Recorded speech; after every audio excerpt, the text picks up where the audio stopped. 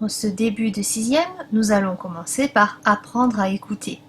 Car oui, écouter, ça s'apprend.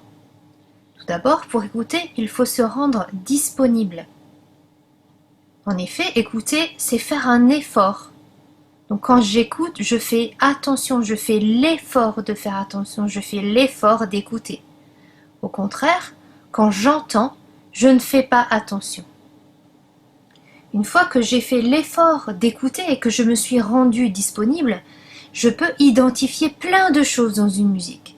Je peux tout d'abord identifier la hauteur du son, c'est-à-dire si le son est aigu, médium ou grave. Le fait d'enchaîner des sons de hauteurs différentes va permettre de créer une mélodie.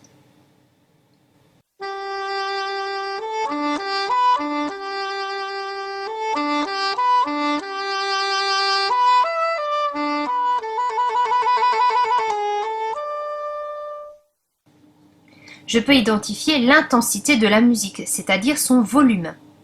Est-ce que cette intensité est faible? En musique, on dit piano. Est-ce qu'elle est forte? En musique, on dit forte.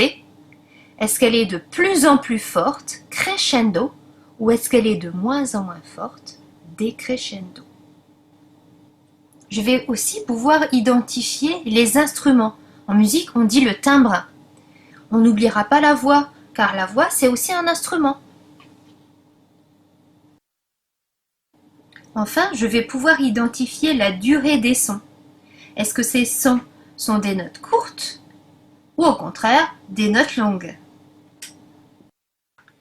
L'enchaînement de sons de durée différente, donc de notes longues et de notes courtes, va permettre de donner du rythme à la musique.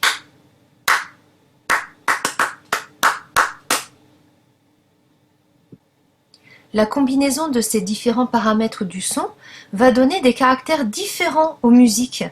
Le caractère peut être par exemple violent, calme, triste, joyeux, etc.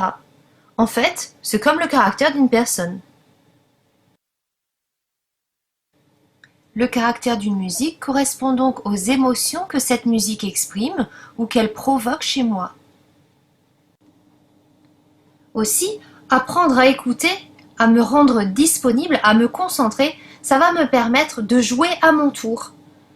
Par exemple, en jouant sur un instrument, la pulsation, c'est-à-dire un battement régulier qui sert de point de repère pour jouer les différents rythmes.